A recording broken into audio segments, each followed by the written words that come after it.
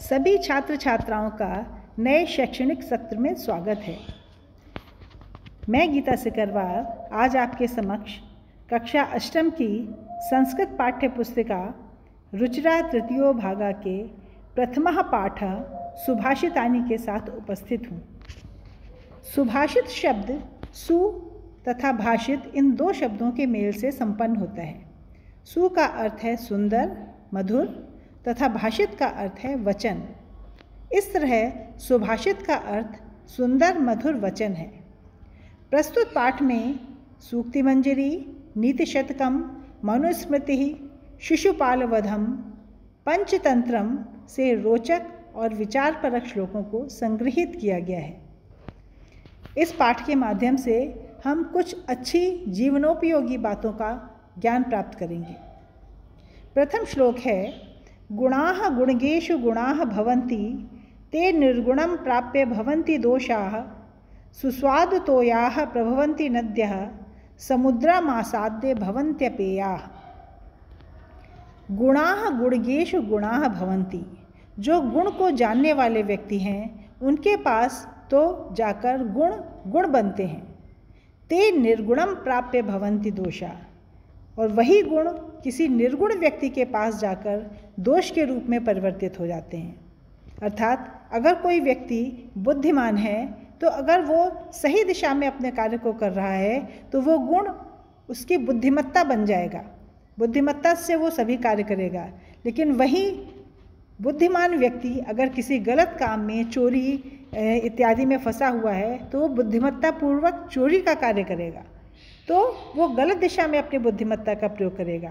इसलिए कहा गया है गुणाः गुणगेषु गुणाः भवन्ति, गुण गुणी व्यक्ति के पास जाकर, गुण को जानने वाले व्यक्ति के पास जाकर के तो गुण बनते हैं, किंतु वही गुण निर्गुण व्यक्ति के पास जाकर के दोषाः, दोष बन जाते हैं, दोष के रूप में परिवर्तित हो जाते हैं। जिस तरह से सुस्वाद तोयाः प्रभवन्ति नद्याः समुद्रमासाद्य भवन्त्यपेयाः, जिस प्रकार नदियाँ सुस्वाद तोया, स्वादिष्ट जल को, तोय का अर्थ होता है जल, जिस तरह से नदियों में सुस्वाद तोया प्रभवन्ति, स्वादिष्ट जल बहता है, किंतु वही जल समुद्रम आसाद्य, समुद्र में पहुंचकर भवन्त्यपेया, अपेय हो जाता है। क्योंकि समुद्र विशालकाय होता है, उसका जल खारा होता है, तो उस खारे जल में नदियों का जल मिलकर के खारा हो जाता है, वो अपने मीठेपन को खो देता है। उसी तरह कोई भी गुण गलत स्थान पर जाकर के दुर्गुण के रूप में परिवर्तित हो जाता है। इसलिए गुणाः गुणगेषु गुणाः भवन्ति, गुण गुणी व्यक्ति के पास जाकर तो गुण बनते हैं, वही गुण निर्गुण व्यक्ति के पास जाकर के दोष के रूप में परिवर्तित हो जाते हैं। जिस तरह से स्वादिष्ट जल को वहन करने वाली, स्वादिष्ट जल से प्रवाहित होने वाली नदियाँ समुद्र में पहुँच करके अपेय अर्थात ना पीने योग्य बन जाती हैं, उनका जल ना पीने योग्य बन जाता है। दूसरा श्लोक देखेंगे, साहित्य संगीत कला विहीन साक्षात् पशुपुच्छ विषाणहीन तृणम न खादन नपि जीवमानः तद भागधेयम परमम पशूना।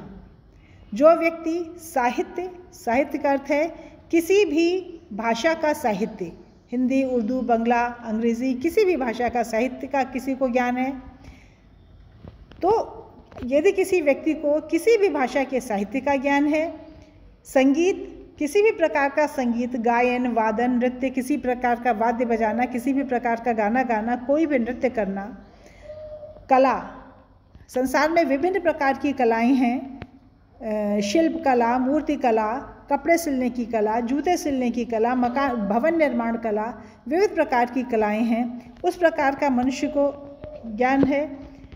लेकिन यदि व्यक्ति साहित्य, संगीत और कला इन तीनों से ही विहीन माने रहित है, जिसे न साहित्य का ज्ञान है, न संगीत का ज्ञान है और न ही किसी प्रकार की कला का ज्ञान है, वो साक्षात पशुपुच्छ विषाणहीना, पशु के पास पूंछ और सींग होते हैं, लेकिन ऐसा मनुष्य पूंछ और सींग से रहित साक्षात पशु के समान है।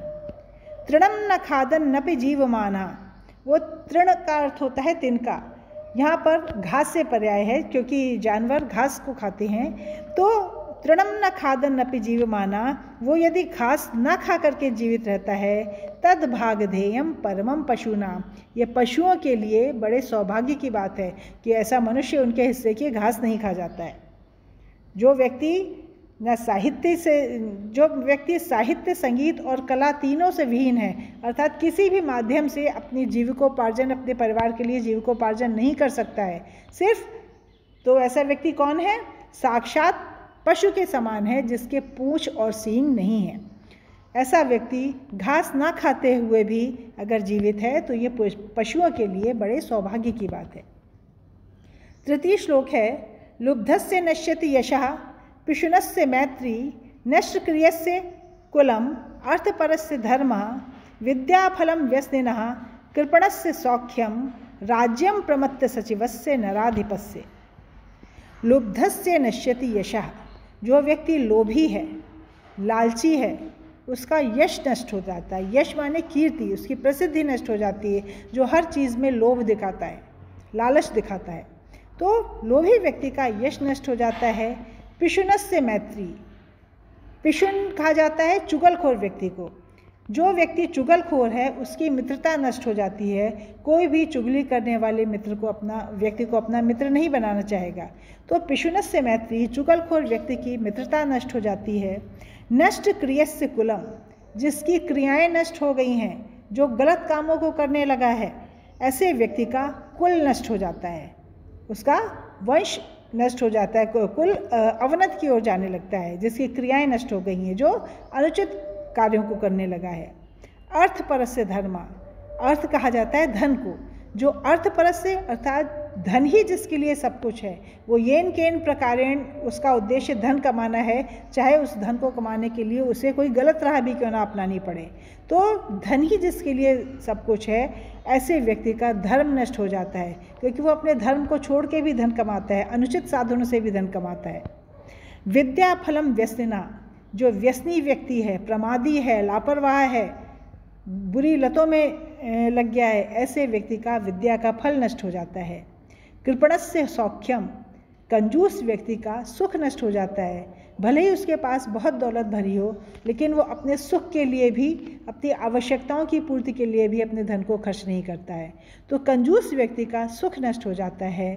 राज्यम प्रमत्त सचिवस्य नाराधिपस्य, प्रमत्त सचिवस्य माने मतवाले या लापरवाह, सचिव माने मंत्री, लापरवाह मंत्री वाले नराधिपस्य राजा का, राज्यम राज्य नष्ट हो जाता है, क्योंकि राज्य का मुख्य उत्तरदायित्व मंत्री को दिया जाता है। अगर मंत्री ही लापरवाह हो गया तो ऐसे राजा का राज्य नष्ट हो जाता है।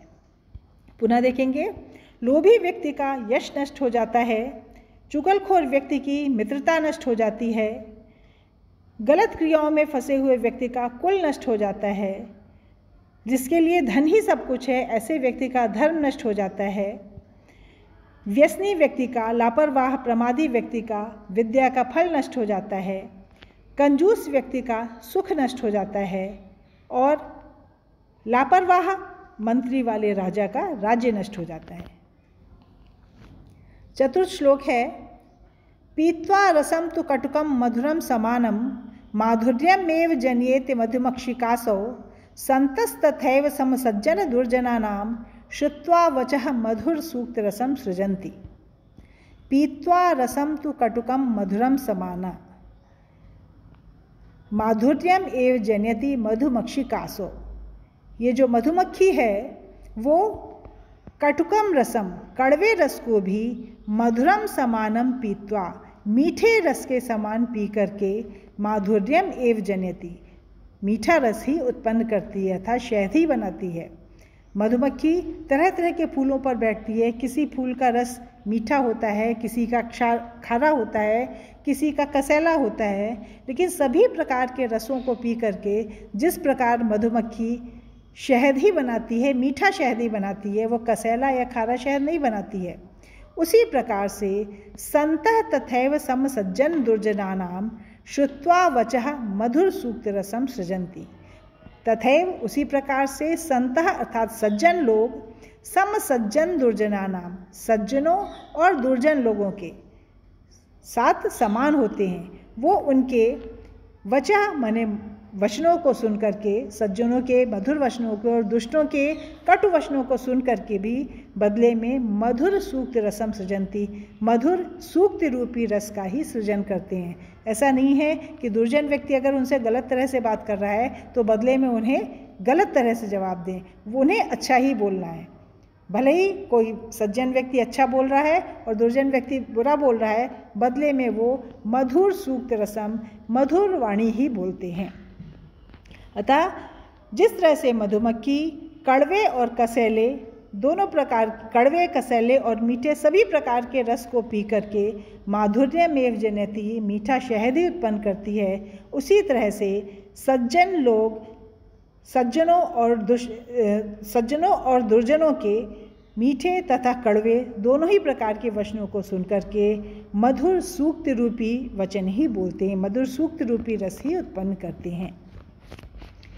पंचम श्लोक है, विहाय पौरुषम यो हि दैवम अवलंबते प्रासाद सिंहवत तस्य मूर्धनि तिष्ठन्ति वायसा। वायसा का अर्थ होता है कौवे। विहाय पौरुषम, पौरुष को विहाय माने छोड़ करके, पौरुष मीन्स अपनी कर्मठता को, अपने कर्तव्य को, विहाय माने छोड़ करके, यो ही दैवम अवलंबते, जो लोग देव का ही सहारा लेते हैं। देव का अर्थ होता है देवता और देव का अर्थ होता है भाग्य, किस्मत। जो लोग अपने पौरुष को छोड़ करके, अपनी कर्मठता को छोड़ करके केवल भाग्य के सहारे बैठे रहते हैं कि भाग्य में होगा तो मिल जाएगा, भाग्य में नहीं होगा तो नहीं मिलेगा, उसके लिए कुछ कर्म नहीं करते हैं, वो प्रासाद सिंहवत तस्य मूर्धन्य तिष्ठन्ति वायसा। जिस प्रकार से प्रासाद का अर्थ होता है महल, महल के बाहर शेरों की मूर्तियां बनी होती हैं। अक्सर देखा जाता है कि महल के दरवाजे पर, गेट, मुख्य द्वार पर दोनों तरफ शेर की मूर्ति बनी होती है। चूँकि वे शेर सीमेंट और पत्थर के बने हुए होते हैं तो उसकी शेर की मूर्ति पर भी बैठ करके कौवे बैठ जाते हैं और शेर उनका कुछ नहीं करता है। उसी तरह से उनके भी भाग्य पर, जो कर्महीन मनुष्य हैं उनके भी भाग्य पर कौवे बैठ जाते हैं, क्योंकि वो कुछ भी कर्म नहीं करते हैं। विहाय पौरुषम यो ही दैवम अवलंबते, जो पौरुष को छोड़ करके, कर्मठता को छोड़ करके देव का सहारा लेते हैं, भाग्य का सहारा लेते हैं। प्रासाद सिंहवत तस्य मूर्धनि, महल के शेरों के समान, महल के बाहर मुख्य द्वार पर बने हुए शेरों के समान, तस्य मूर्धनि, उनकी मूर्धा पर, उनके ऊपर, सिर पर, तिष्ठन्ति वायसा, कौवे बैठ जाते हैं। अर्थात जिस प्रकार शेर के ऊपर कौवे बैठ के कुछ भी करते हैं, क्योंकि उन्हें पता है कि शेर सीमेंट का बना हुआ, बदले में कुछ नहीं कर सकता कौवों का, उसी तरह जो लोग भाग्य के भरोसे बैठे रहते हैं उनका भी वो कुछ नहीं कर सकता, भाग्य कुछ नहीं कर सकता, क्योंकि उनके अंदर कर्मठता ही नहीं है, वो कतई प्रयत्न नहीं करना चाहते हैं।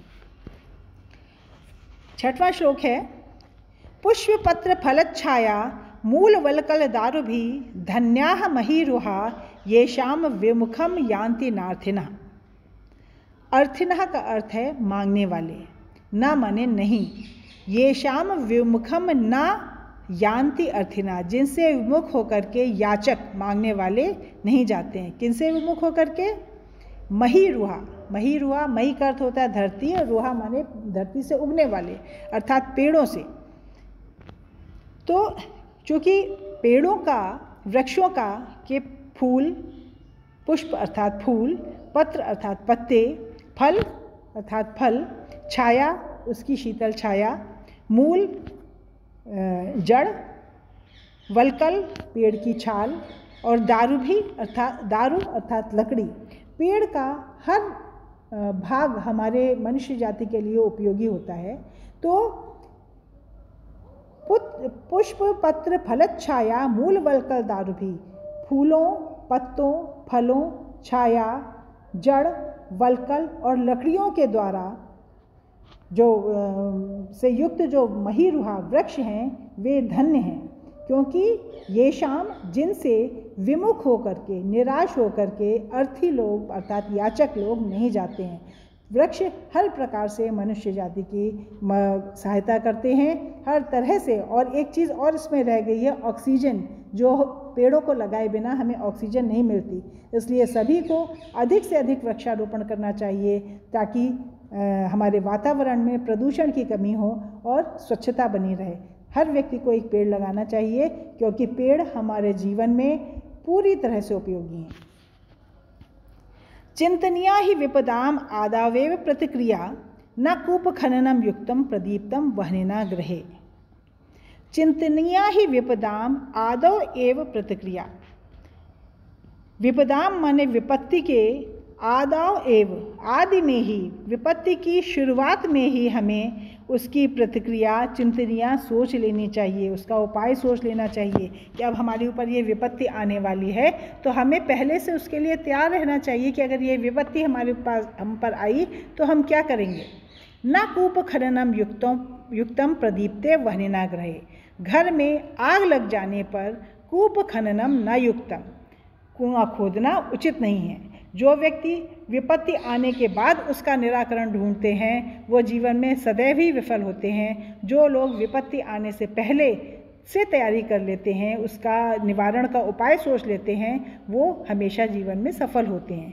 इसलिए विपदाम आदौ एव प्रतिक्रिया चिंतनीया, विपत्ति के आदि में ही उसका निराकरण सोच लेना चाहिए। क्योंकि कूप खननम युक्तम वहनेना प्रदीप्ते वहनेना गृहे। घर में आग लग जाने पर कुआं का खोदा जाना कतई उचित नहीं है। इसलिए हमेशा पहले से तैयारी रखनी चाहिए।